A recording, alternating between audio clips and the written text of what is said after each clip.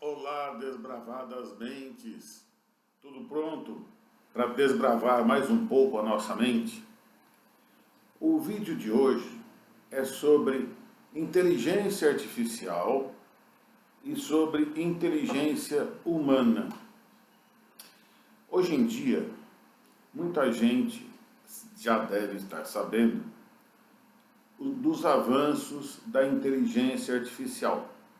O que nós vamos mostrar nesse vídeo é quais são as diferenças entre a inteligência humana, por um lado, e a inteligência artificial, por outro lado. O que nós vamos esperar acontecer da junção dessas duas inteligências, ok? Então, vamos começar pelo começo. A inteligência humana pode ser descrita de diversas formas, mas a maneira mais interessante nesse momento da gente descrever uma inteligência humana é a gente olhar como que é constituída a nossa inteligência, ou aquilo que a gente chama de inteligência. Eu não vou definir inteligência porque tem várias definições de inteligência, mas eu vou fazer com que você conclua o que é a inteligência humana, ok? Então vamos começar. O cérebro nosso, esse negócio que tem aqui dentro, esse órgão aqui dentro, ele pode ser descrito de diversas maneiras. Um médico vai descrever de uma determinada maneira. Se você for lá cortar, abrir o cérebro, você vai ver que tem um monte de neurônios. Para mim, o que interessa agora é o resultado desses neurônios. Então, preste atenção. Aqui dentro do que a gente chama de cérebro, na verdade, existem três cérebros. 3 cérebros em um. Este é o cérebro humano. Ele é o único cérebro que é composto de 3 partes. Ok? Vamos lá. O cérebro humano é composto de 3 partes. Qual é a primeira parte que compõe o nosso cérebro humano? A primeira parte que compõe o nosso cérebro humano é uma parte que vem aqui embaixo e ela desce para todo o corpo através da nossa coluna, da nossa espinha dorsal. Todos os animais têm esse primeiro cérebro humano. É uma estrutura que compõe todo o cérebro humano. A parte, digamos assim, principal dessa estrutura é o bulbo. Eu não vou ser muito exato em tudo que eu vou falar, mas eu vou dar uma ideia para o vídeo não ficar chato, para ele correr mais facilmente, para todo mundo entender. Então, aqui atrás tem uma parte que a gente chama de cerebelo, o bulbo. É bem assim, ó. É assim, ó. É uma estrutura que tem aqui e que ramifica através da coluna para todo o nosso corpo. Então você vai achar isso muito especialmente, você vai achar isso e identificar isso muito naquilo que a gente chama de cérebro dos répteis. E é esse o nome dessa primeira estrutura. É o cérebro reptiliano, ou cérebro dos répteis. E como que é, então, o cérebro dos répteis? É essa estrutura única, e ela serve para quê? Ela serve para manter o nosso corpo funcionando. Ela é automática. A gente não precisa se dar conta de que essa estrutura existe. Ela serve basicamente para a gente, ou melhor assim, o réptil, decidir coisas básicas da vida dele. Ela funciona automaticamente fazendo com que o nosso organismo dos répteis, que a gente também tem, ele consiga bombear o coração, fazer com que a gente respire, e principalmente a tomada de decisão mais importante desse cérebro é aquilo que a gente chama de fight or flight, lutar ou correr. Então, o cérebro do réptil, que a gente também possui, ele tem a seguinte característica. O réptil está andando, um lagarto, por exemplo, ele está andando e ele olha para um objeto. Ele tem que decidir se esse objeto não é nada, se vai comer ele e ele tem que fugir, ou se ele vai comer aquele objeto. É só isso o cérebro de um réptil. A segunda estrutura que compõe o nosso cérebro é aquela parte que a gente mais enxerga quando a gente vê uma figura de um cérebro. Aí eu vou pedir para você, para procurar aí na sua internet, um cérebro. Você vai ver aquela massa enorme. Todo o nosso cérebro pesa mais ou menos 1,2 kg. É uma estrutura formidável. E pequena, basicamente, para o nosso corpo, né? O ser humano que tem 80 quilos, ele tem menos de 20%, que daria 1,6 kg, de cérebro. Então é incrível, né? É uma estrutura menor do que 20% comanda a gente como um todo. Aquela parte maior que a gente vê é esta parte que é o bulbo, mais aquilo lá que a gente chama de massa encefálica. Então, a nossa massa encefálica, ela é composta por uma parte grandona, onde dentro dela está embutido o cérebro do réptil. E qual é a diferença, então, desta parte maior que eu vou chamar de massa encefálica? É a maior massa do nosso corpo. Essa estrutura grandona, que é a massa encefálica, a gente chama de segundo cérebro do homem. Esse segundo cérebro, ele funciona, digamos assim, como se fosse uma estrutura independente. Ela não é completamente independente, mas para entender no primeiro momento, vamos imaginar que ela seja completamente independente. O que faz essa segunda estrutura do cérebro, que é uma estrutura muito maior, envolve muito mais neurônios, onde acontece um monte de outras coisas?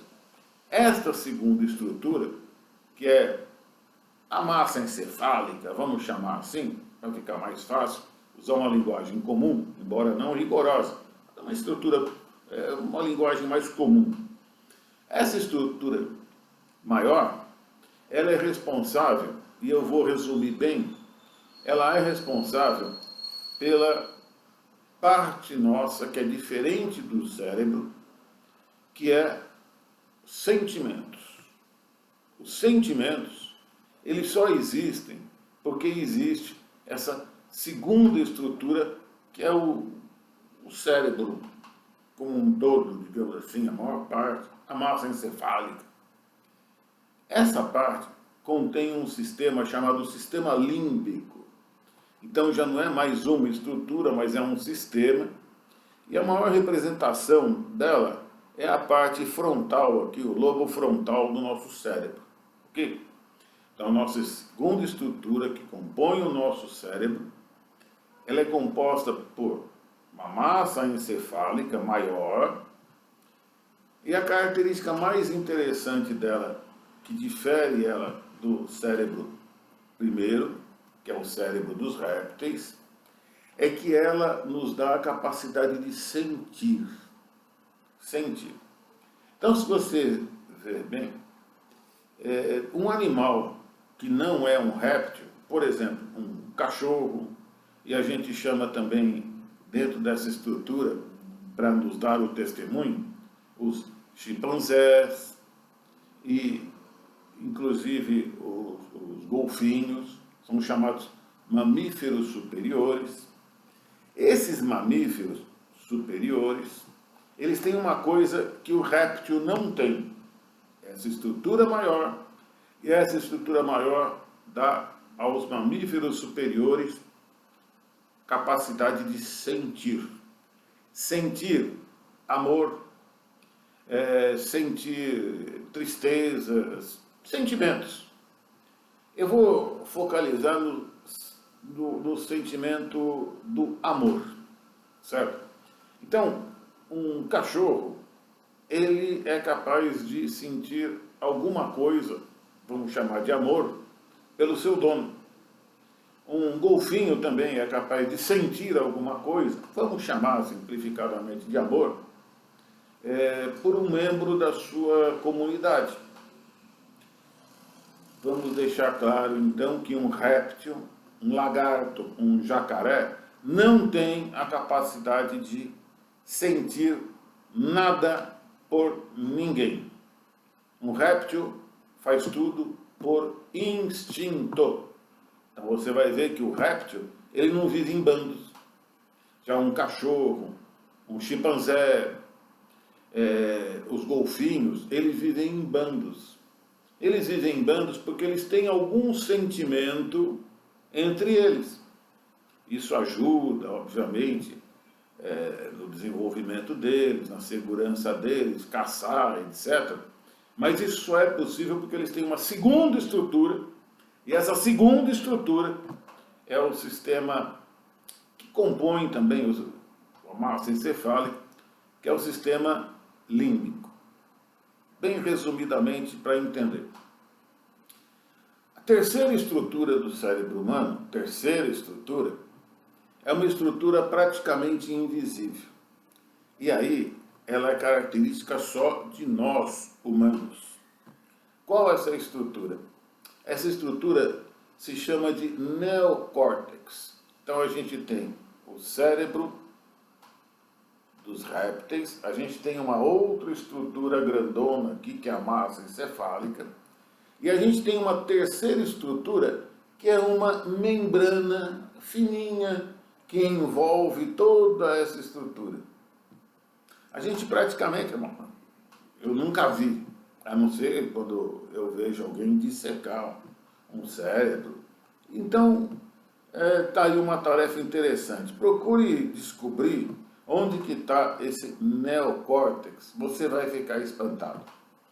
Esse neocórtex, que nenhum outro animal tem, e isso nos diferencia de todos os outros animais, isso nos diferencia dos animais chamados mamíferos superiores, e principalmente muito longe lá do lagarto, do jacaré, de uma cobra até. Essa terceira estrutura é a estrutura lógica. Só nós temos essa terceira estrutura, que é lógica. Legal, né? Então, só nós conseguimos fazer contas. 2 mais 2 igual a 4. O animal não consegue. Ele pode ser treinado para fazer alguma coisa parecida com isso. Mas ele faz isso por outra estrutura. Ele não faz isso porque ele pensa. Pensar, será que ela me ama? Será que ela não me ama? Qual será o meu futuro? Como foi o meu passado?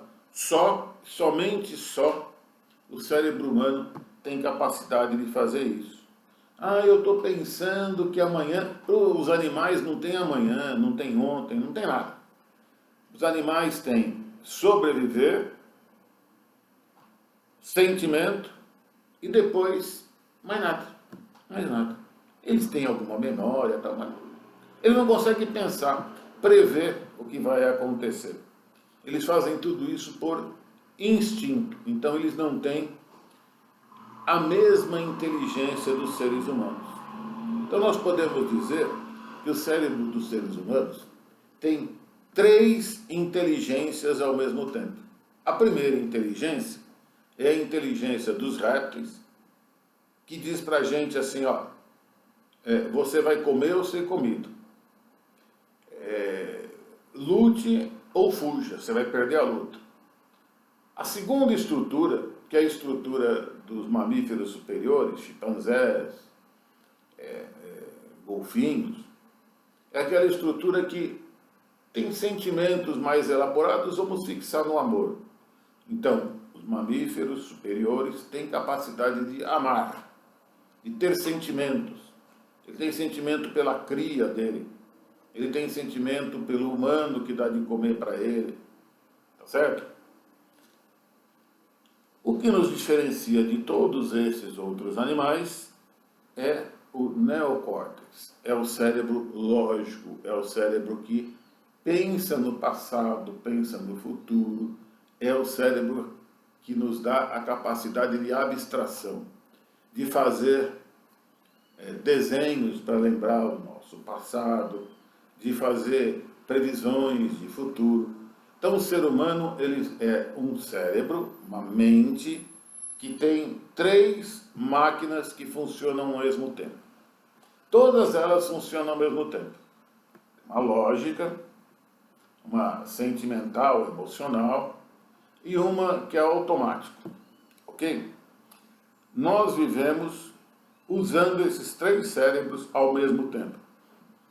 Eles conversam entre si e a gente, às vezes por questões lógicas, às vezes a gente por questões emocionais e às vezes a gente por questões de sobrevivência, lutar ou correr, a gente toma as nossas decisões. Então o cérebro humano é extremamente complexo. A isso a gente pode dar o nome de inteligência humana. Só nós temos inteligência humana. Só nós. Tanto é que nós conseguimos fazer uma outra coisa que, por uma questão somente de marketing, é chamada de inteligência artificial. Esse nome inteligência para essa outra coisa que é feita pelo computador, ela é a mesma maneira que a gente tem, por exemplo, ou tinha, de chamar Bombril, 1001 utilidades. Mas Bombril tem 1001 utilidades? Não tem. Mas ficou o nome, né? Ficou o nome, 1001 utilidades. Então, a inteligência artificial, ela não tem as 1001 utilidades, ela não tem as 3 características do cérebro humano. Portanto, o pessoal chamou de inteligência artificial, quando na verdade deveria chamar de um programa de computador que consegue depurar dados, informações. Ele consegue trabalhar com muita rapidez as informações, os dados que ele tem. E hoje em dia essa inteligência artificial, lembrando, é tão inteligência quanto Bombril tem 1001 utilidades. É só um nome. É como manga de camisa e manga fruta. A gente deu o nome manga. 2 coisas diferentes. Inteligência artificial diferente da inteligência humana. Mas ela ajuda muito aos humanos utilizarem a inteligência nossa. Como que ela faz isso? Ela faz uma compilação, ela através de determinadas regras, ela consegue estabelecer padrões, ela consegue pegar esses padrões e criar um outro padrão através de uma programação de computador. Então, por exemplo, se eu quero decidir alguma coisa, e essa alguma coisa é extremamente complexa, vai levar eu a trabalhar muito tempo até ver a diferença entre uma coisa e outra, e aí é legal.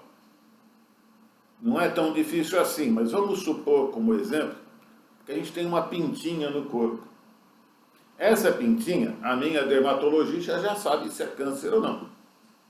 Ela não precisa da inteligência artificial. Mas eu poderia, por exemplo, ter um programa que eu tiro uma foto, a gente manda isso para uma inteligência artificial e ela, por comparação entre milhares de fotos, ela diz, olha, isso daqui tem uma característica de ser câncer ou não. Só para tirar câncer de pele, claro. Só para tirar uma dúvida, normalmente uma manchinha, quando ela é redonda, mais escurinha no corpo, ela não é câncer. Para ela ser câncer, ela precisa ter ramificações. Então a minha dermatologista vai lá, olha com uma lupa e ela faz o diagnóstico. Se ela não quiser, se eu tiver à distância, se eu estiver numa aldeia indígena, eu posso tirar uma foto, mandar para a minha dermatologista vai ampliar e ver. Mas eu também posso tirar uma foto, mandar essa foto para um banco de dados, e nesse banco de dados, onde existem milhares, milhões de fotos de câncer, ele vai comparar. Ao comparar essas fotos, e você imagina que isso é um programa que roda com muita informação.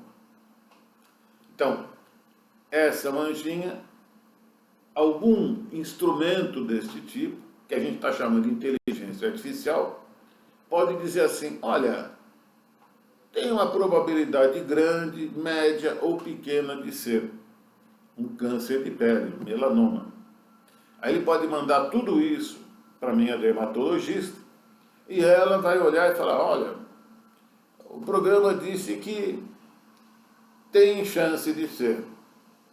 Ah, mas eu estou vendo aqui, não tem chance nenhuma. Ou, nossa, é mesmo, então vamos tomar a previdência. Então, a inteligência artificial, ela é excelente para a tomada de decisão dela, do cérebro humano. Eu só estou falando isso para começar a falar de inteligência artificial. Então, essa inteligência artificial, ela está, para nós, seres humanos, como, por exemplo, um PowerPoint está para o que existia antes do PowerPoint. A gente tinha que fazer tudo na mão. Hoje a gente junta tudo num PowerPoint e faz uma apresentação. Ou como está o Word, que é uma planilha de cálculo, uma planilha de escrita, um programa de escrita, para a gente escrever as coisas. Mas não adianta ter o programa. Quem escreve sou eu. Eu sou o único que tem o neocórtex. Esta inteligência superior só o ser humano tem. Mais nenhum animal, mais nenhum programa tem. Essa capacidade de abstração, essa capacidade de lógica, pensar no futuro, pensar no presente e pensar no passado, capacidade de fazer abstrações, só o ser humano tem. E mais, por mais que eu consiga programar uma máquina, eu também não consigo fazer com que ela tenha sentimentos. Os sentimentos são coisas tão complexas, né? Eles variam de pessoa para pessoa. Então veja, a inteligência humana é um negócio fenomenal. Tem um monte de... uma quantidade enorme de estruturas, é composta por uma quantidade muito mais enorme ainda de neurônios que fazem todas essas conexões. Então só ela, a inteligência humana, é capaz de ter, digamos assim, essa inteligência superior. Lembra? A gente pode dizer que um réptil também tem uma certa inteligência, limitada ao réptil. Os mamíferos superiores, chimpanzés, golfinhos, também têm algum tipo de inteligência, mas é uma inteligência limitada à estrutura que eles têm. Da mesma maneira, a inteligência artificial também seria uma forma de inteligência, de lidar com os dados, mas nada que se compare à inteligência do ser humano. Mas ela pode ajudar a inteligência do ser humano. Por quê? Porque ela tem uma capacidade muito grande de comparar padrões, de saber se o negócio é câncer ou não, de tirar um raio-x e uma estrutura ali que médicos estão em dúvida, de comparar com milhões de outros raios-x e com milhões de outros diagnósticos e dizer, olha, dentro desses milhões de diagnósticos, o diagnóstico mais provável é esse, para o médico tomar a decisão, ok? Então veja, a inteligência, entre aspas, artificial, ela vai ajudar muito o ser humano, vai progredir muito. Ela pode tomar decisões não, ela pode até tomar decisões, por exemplo, para dirigir um carro autonomamente. Já existe isso. Tem carro na China que estão fazendo isso. Mas ele toma decisões simples. É muito mais parecido com o cérebro do réptil. Então, inteligência de réptil. Qual é a inteligência do réptil? Duas coisas. Vou apanhar, tenho que fugir. É comida, eu vou comer. Bom, essa inteligência artificial do carro, ela diz mais ou menos o seguinte: olha, ali tem um obstáculo, eu identifiquei, desvia. Está andando mais devagar, ande mais devagar. Então, é uma inteligência muito simplesinha, comparável, no máximo, à do réptil, tá ok? Esta, digamos assim, inteligência artificial que controla um carro, ela também vai ser muito útil.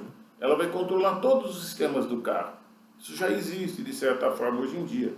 A gente chama de cetralina, por exemplo. Hoje em dia, um carro, quando você acelera, você não acelera mais o carro. Você acelera um programa de computador que diz assim, olha, aquele humano ali está querendo andar mais rápido. Então, ele calcula rapidamente tudo o que tem que ser feito para o carro andar mais rápido. Olha, ele enfiou pela no fundo. Como é que eu faço para andar o mais rápido possível? Ele acelerou um pouquinho. Como é que eu faço para andar um pouquinho mais rápido? Então, isso ajuda muito para o ser humano não ficar pensando nesses detalhes. Esses detalhes, a inteligência artificial vai tomar conta. Ela vai nos auxiliar. Eu só estou dando uma breve introdução para vocês, para desmistificar um pouco, primeiro, que o ser humano é comparável a qualquer programa de computador. Não é. Segundo, o ser humano não é comparável nem a um mamífero e muito menos a um réptil. Então vamos lá. Réptil não tem sentimento. Tudo que ele faz é por instinto. Os mamíferos superiores têm sentimento, mas eles não têm a inteligência dos seres humanos, ok? O neocórtex. Um programa de computador, ele vai ter alguma coisa sempre parecida com a inteligência do réptil. E ele vai poder criar livremente, através de comandos, através de uma programação, ele vai poder juntar um monte de coisa e apresentar para a gente, olha, isso daqui é o que você quer? Para a gente sempre tomar a decisão. Só que a grande revolução é que estas opções, que leva um tempo enorme do nosso ser humano, que tem um cérebro muito evoluído, essa quantidade enorme de lidar com informações, agora vai virar uma quantidade muito pequena de tempo. Então, no futuro, os seres humanos vão utilizar cada vez mais as suas características próprias de ser humano, lógica, pensar no futuro, pensar no passado, ser um artista, as suas capacidades de sentimento, que nenhuma máquina tem. A gente vai usar estas características mais do que as características mecânicas de buscar uma solução para o problema. A inteligência artificial já vai me dar opções de solução de problema. Deu para entender? Qualquer dúvida, coloca nos comentários, porque isso é só uma leve pincelada de um assunto que tem muita coisa para a gente conversar, tá bom? Um abraço e mais uma vez estou feliz de conseguir apoiar alguém para desbravar a sua própria mente. Um abraço, tchau, tchau.